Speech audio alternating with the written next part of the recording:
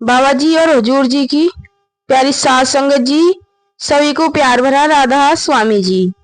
साध संगत जी, आप सभी से हाथ जोड़कर विनती है, कृपया इस साखी को शुरू से अंत तक जरूर सुने जी। आज हम एक महत्वपूर्ण विषय पर चर्चा करेंगे। संगत जी, अच्छे लोग हमेशा दुखी क्यों रहते हैं, जबकि पापी और पाखंडी लोग मौज उड़ाते हैं? यह एक ऐसा विषय है जिस पर अक्सर विचार किया जाता है। इस बात में कोई संदेह नहीं है कि ऐसा होता है, लेकिन इसके पीछे कुछ गहरे कारण हैं। आज हम इन्हीं कारणों को एक साखी के माध्यम से समझाने वाले हैं। संगत जी, आज की साखी बहुत ही ज्ञानवर्धक और प्रेरणादायक है, इसलिए मैं आपसे निवेदन करती हूँ, अपना थोड़ा सा समय निकालकर इस साखी को पूरा जरूर सुने।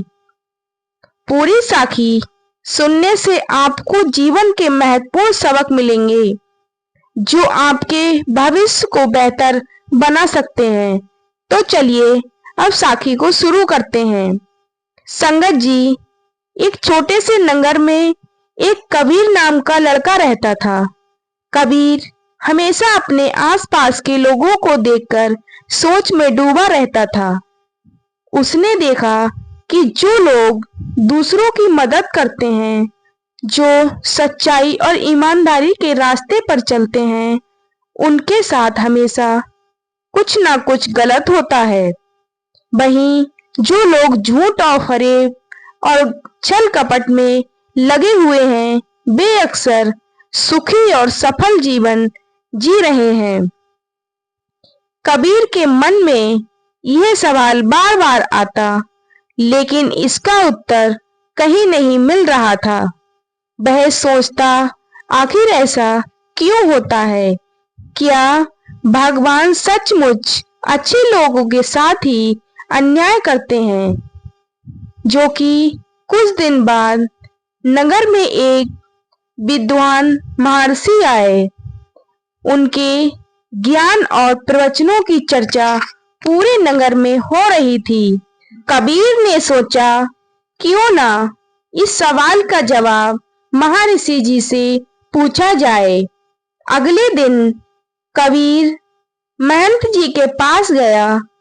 उनसे श्रद्धा पूर्वक महंत जी के चरणों में प्रणाम किया और कहा, हे गुरुदेव, मेरे मन में एक सवाल है जो मुझे कई दिनों से परेशान कर रहा है कि मैं देखता हूँ कि जो लोग अच्छे कर्म करते हैं, ईमानदारी से जीवन जीते हैं और दूसरों की मदद करते हैं, उनके जीवन में दुख ही दुख आता है। और वहीं जो लोग पाखंडी, झूठे, दूसरों को नुकसान पहुंचाने वाले होते हैं, वे सुख और सफलता में जीवन जीते हैं। ऐसा क्यों है? महंत जी ने उसकी बात सुनते हुए मुस्कुराते हुए कहा, बेटा, दुनिया जैसी दिखती है वैसी है नहीं। इसे समझना आसान नहीं है। यह संसार बहुत बड़ा और जटिल है। इसे जितना ही समझने की कोशिश करोगे, ये उतना ही उलझता जाएगा। लेकिन मैं तुम्हें एक कहानी सुनाता हूँ, जिससे शायद तुम्हारी उलझन कुछ हद तक सुलझ जाएगी। तो साध संगत जी, एक समय की बात है। एक नगर में एक विधवा स्त्री अपनी 3 छोटी बेटियों के साथ रहती थी। जवानी में ही उसके पति का देहांत हो गया था और वह अपनी तीनों बच्चियों की पूरी जिम्मेदारी निभा रही थी। 3 बच्चियों का पालन पोषण कर रही थी और इसी चक्कर से वह बहुत परेशान भी रहती थी। अपनी बच्चियों को छोड़कर वह कहीं काम भी नहीं कर सकती थी। ऊपर से समाज के ताने उसकी तकलीफों को और भी बढ़ा देते थे। उस स्त्री के पास कोई सहारा नहीं था। वह जैसे तैसे अपने पति को याद करते करते अपनी बेटियों को पाल रही थी। लगातार चिंताओं ने उसे भीतर से कमजोर कर दिया था। बेटियों के भविष्य को लेकर सोचते सोचते वह बीमार पड़ गई। एक ऐसा दिन आया जब उसकी तबीयत इतनी बिगड़ गई कि उसका अंत समय निकट आ गया। मृत्यु के समय यमराज ने अपने सेवक चित्रगुप्त को उस स्त्री के प्राण लेने के लिए भेजा। जब चित्रगुप्त वहां पहुंचे तो उन्होंने देखा कि वह बीमार पड़ी हुई है और उसकी तीनों बेटियां उसके पास बैठकर बिलख बिलख कर रो रही हैं। बच्चियों की दशा देखकर चित्रगुप्त का हृदय पसीज गया। वे सोचने लगे, यदि मैं स्त्री के प्राण लेकर चला गया तो इस मासूम बच्चियों का क्या होगा? कौन उनकी देखभाल करेगा? कौन उन्हें सहारा देगा? ये सोचते सोचते चित्रगुप्त का मन विचलित हो गया। कुछ समय विचार करने के बाद उन्होंने निर्णय लिया कि वे इस स्त्री के प्राण लिए बिना ही यमलोक वापस लौट जाएंगे।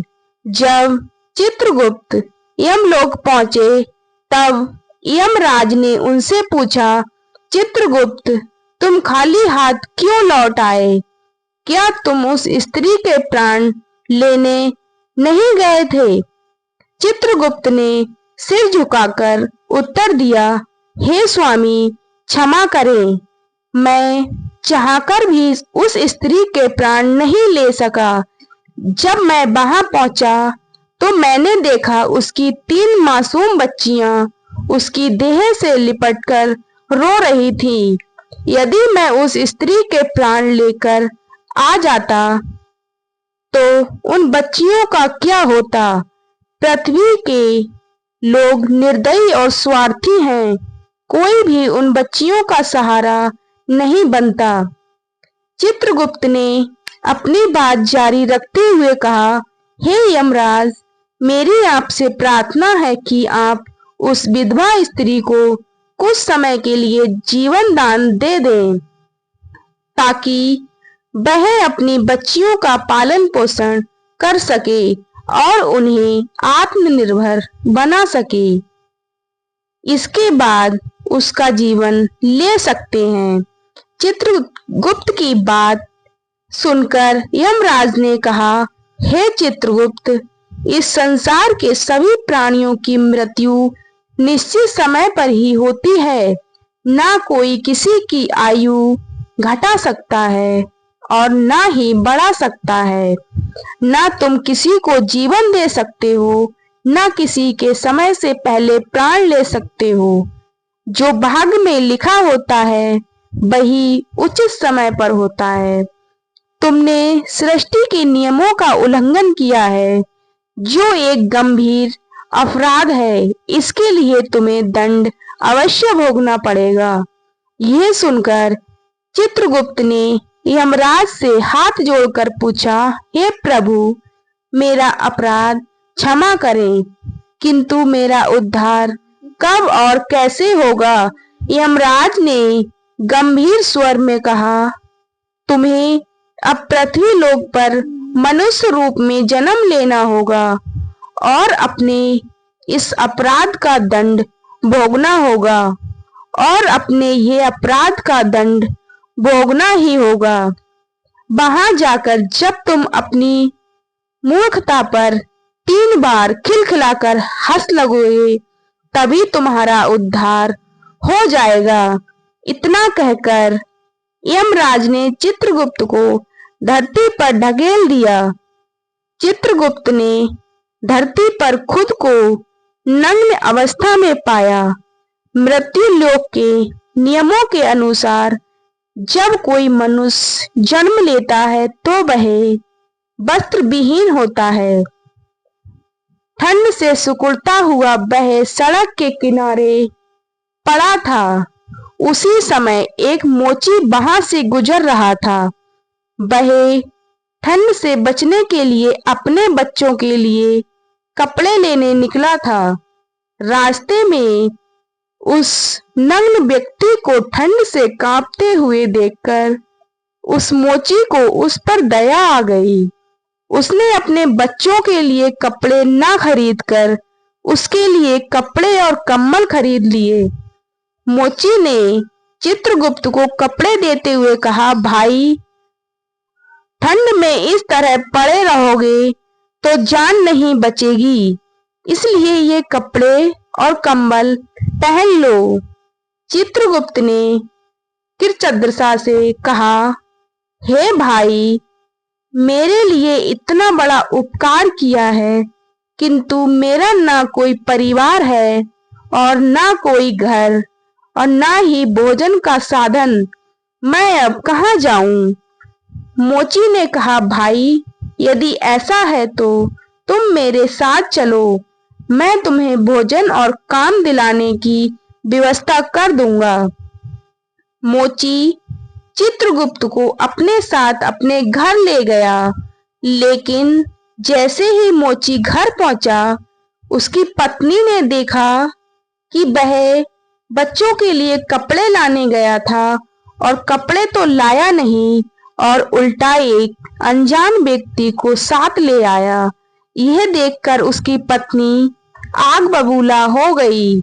गुस्से से भरी पत्नी चिल्लाते हुए बोली, तुम बच्चों के लिए कपड़े लेने गए थे और लाए क्या एक अजनबी आदमी? तुम्हें अपने परिवार की चिंता है भी या नहीं? हम खुद जैसे तैसे अपना गुजारा कर रहे हैं और अब तुम इसे भी घर ले आए। पत्नी की यह बातें सुनकर घर का माहौल गर्म हो गया। वह मोची के साथ लड़ने झगड़ने लगी और उसे भला बुरा कहने लगी। यह देखकर वह चित्रगुप्त बहुत जोर जोर से हंस पड़ा। चित्रगुप्त को हंसता हुआ देखकर मोची ने हैरानी से पूछा, भाई, तुम हंस क्यों रहे हो? ऐसा क्या देख लिया तुमने? चित्रगुप्त ने मुस्कुराते हुए कहा, भाई, मेरी हंसी का रहस्य मैं अभी नहीं बता सकता, समय आने पर सब कुछ बता दूंगा। तभी इसके बाद चित्रगुप्त मोची के घर रहने लगा और उसने मोची का सारा काम सीख लिया। वह सुंदर सुंदर जूते बनाने लगा। धीरे धीरे मोची के जूते पूरे राज्य में प्रसिद्ध हो गए। बड़े बड़े राजा महाराजा भी उसके जूते खरीदने आने लगे। मोची का भाग्य ऐसा चमका कि उसके घर में धन की कोई कमी नहीं रही।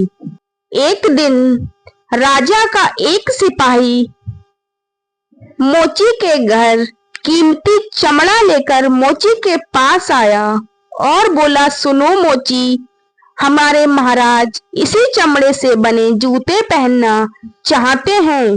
यह चमड़ा बहुत अनमोल है, ध्यान रहे कि इसके बेहतरीन जूते बनाओ, यह खराब नहीं होने चाहिए। सिपाही वह चमड़ा देखकर चला गया। मोची ने चित्रगुप्त को समझाया, देखो, ये महाराज के जूते हैं, इनमें कोई कमी मत करना, कोई भी गलती मत करना। इस चमड़े से जूते ही बनाना, अगर चप्पल बना दी तो राजा बहुत नाराज हो जाएंगे और हमें कठोर सजा मिलेगी। मोची के बार बार समझाने के बावजूद चित्रगुप्त ने जानबूझकर उस चमड़े की चप्पल बना दी। जब मोची ने चप्पल देखी तो उसकी सांसें फूलने लगीं। वह चित्रगुप्त पर चिल्लाया, तूने ये क्या कर दिया? मैंने तुझसे बार बार कहा था कि जूते बनाने हैं, लेकिन तूने चप्पल बना दी। अब राजा हमें नहीं छोड़ेंगे, हमारा पूरा परिवार मारा जाएगा। मोची का गुस्सा देखकर चित्रगुप्त खिलखिलाकर हंसने लगा। यह देखकर मोची गुस्से से बोला, अरे मूर्ख आदमी, सारा काम बिगाड़ कर अब हंस रहा है। चित्रगुप्त ने शांत स्वर में कहा, देखो, राजा का सिपाही जूते लेने आ रहा है। यह सुनते ही मोची के होश उड़ गए। उसने डरते डरते देखा कि सिपाही पास आ रहा था। मोची के हाथ पैर कांपने लगे। जैसे ही सिपाही पास आया, उसने कहा, हे मोची, कल मैं जो चमड़ा देकर गया था उससे जूते मत बनाना, महाराज का देहांत हो गया है। यहाँ की ये परंपरा है कि अंतिम क्रिया में मरने वाले को चमड़े की चप्पल पहनाई जाती है, इसलिए चप्पल बना दो। सैनिक की यह बात सुनकर मोची को ऐसा लगा जैसे मरे हुए शरीर में से प्राण वापस लौट आए हों। उसके हाथ से डंडा छूटकर नीचे गिर पड़ा। उसने चित्रगुप्त के पैर पकड़ लिए और माफी मांगते हुए कहा, भाई, तुमने मेरी जान बचा ली, मुझे माफ कर दो। चित्रगुप्त मोची की इस हरकत को देखकर जोर जोर से हंस रहा था। मोची ने पूछा, हे भाई, अब तुम क्यों हंस रहे हो? तभी चित्रगुप्त मुस्कुराते हुए बोले, मोची भाई, समय आने पर मैं तुम्हें अपनी हंसी का कारण अवश्य बताऊंगा। अगले दिन मोची की दुकान पर 3 नौजवान लड़कियां एक बुढ़िया के साथ आईं। वे तीनों लड़कियां अपनी शादी के लिए जूते का नाप देने आई थीं। चित्रगुप्त ने लड़कियों को देखते ही पहचान लिया। उन्होंने मन ही मन सोचा कि यह तो वही लड़कियां हैं जिनकी मां के प्राण मैंने उस समय नहीं लिए थे। उसी कारण मैं आज यहाँ सजा भोग रहा हूँ। लेकिन यह तो अब जवान हो चुकी हैं और सुंदर भी हैं, किसी अच्छे घराने से लग रही हैं। तभी चित्रगुप्त ने उस बुढ़िया से पूछा, हे माता, ये तीनों कन्याएं कौन हैं? बुढ़िया बोली, बेटा, इनकी माँ बचपन में ही चल बसी थी। इनके पास कोई सहारा नहीं था, तो मैंने इन्हें अपने पास रख लिया। मेरे पास करोड़ों की धन संपत्ति दौलत है, लेकिन दुर्भाग्य से मेरा कोई अपना नहीं है। इसलिए मैंने इन्हें पढ़ाया लिखाया और अब इनकी शादी ऊंचे घरानों में करने जा रही हूँ। यह सुनकर चित्रगुप्त सोचने लगे, परमात्मा जो करता है अच्छा ही करता है। यदि उस समय इनकी मां नहीं मरी होती तो यह तीनों आज गरीबी और भूखमरी में अपना जीवन बिता रही होती।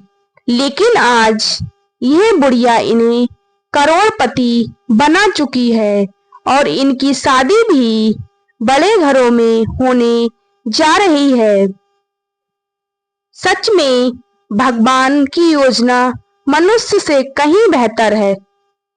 यह सोचकर चित्रगुप्त अपनी तीसरी मूर्खता पर जोर जोर से हंसने लगे।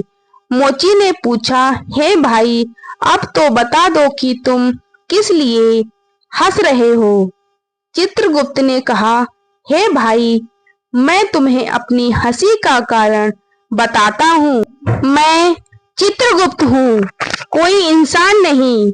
यह तीनों लड़कियां जब छोटी थीं तो इनकी मां की मृत्यु निकट आ गई थी, लेकिन मैंने इन मासूम बच्चियों पर दया करके मैंने उनके प्राण नहीं लिए।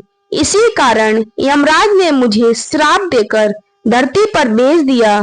मैं निर्वस्त्र सड़क के किनारे पड़ा था जब तुमने मुझे अपने घर बुलाया।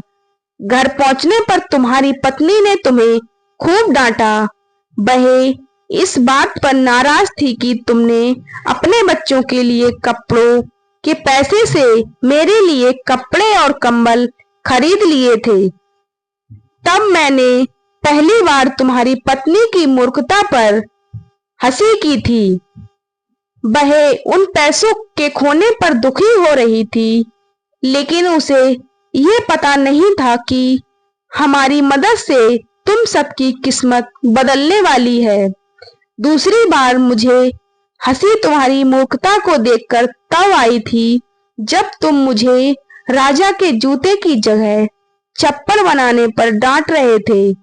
तुम केवल राजा के जूतों की चिंता कर रहे थे। तुम्हें ये पता नहीं था कि राजा के साथ क्या घटना घटी है। पूरे नगर को पता चल गया था कि राजा की मृत्यु हो चुकी है, लेकिन तुम्हारा ध्यान सिर्फ राजा के जूतों पर था। बस हम वही देखकर हंस पड़े जो हमारे सामने होता है, पर हम उन घटनाओं को नहीं देख पाते जो भविष्य में होने वाली होती हैं। परमात्मा कई बार हमारे साथ ऐसी घटनाएं करते हैं जो पहली नजर में बुरी लगती हैं, परंतु उनका परिणाम हमारे लिए अच्छा होता है। मनुष्य को बुरा देखकर अक्सर परमात्मा को दोष देना स्वाभाविक लगता है, लेकिन हम उस अच्छाई को नहीं देख पाते जो भविष्य में हमारे साथ होने वाली है। कई बार हमारे साथ अच्छा होता है, लेकिन भविष्य में उसका बुरा परिणाम भी हो सकता है। हर घटना के साथ अच्छा बुरा दोनों परिणाम जुड़े होते हैं। हमें हर परिस्थिति को समय की होनी मानकर स्वीकार करना चाहिए। ईश्वर जो भी करते हैं उसके पीछे उनकी भलाई की योजना छिपी होती है। संगत जी, अब हम आपको बताते हैं कि अच्छे लोग हमेशा दुखी क्यों रहते हैं। संगत जी, अच्छे लोगों के साथ बुरा इसलिए ही होता है क्योंकि उनके जीवन में बाद में कुछ ना कुछ बहुत बड़ा, बहुत अच्छा होने वाला होता है। वही जब व्यक्ति के साथ बुरा होता है तो वह ईश्वर की शरण में जाता है, उनके सभी पाप मिट जाते हैं। ईश्वर की भक्ति ही मोक्ष का सच्चा मार्ग है। इसलिए हमें हर परिस्थिति में ईश्वर की बनाई गई योजना पर विश्वास रखना चाहिए। साथ संगत जी, हमारी साखी कैसी लगी कमेंट में जरूर बताएं। अब मैं इसी के साथ आपसे विदा लेती हूँ और मिलती हूँ ऐसी ही अगली वीडियो में। अगर आप हमारे चैनल पर नए हैं तो चैनल को सब्सक्राइब करना ना भूलें और वीडियो को लाइक करना भी ना भूलें। सभी को प्यार भरा राधा स्वामी जी।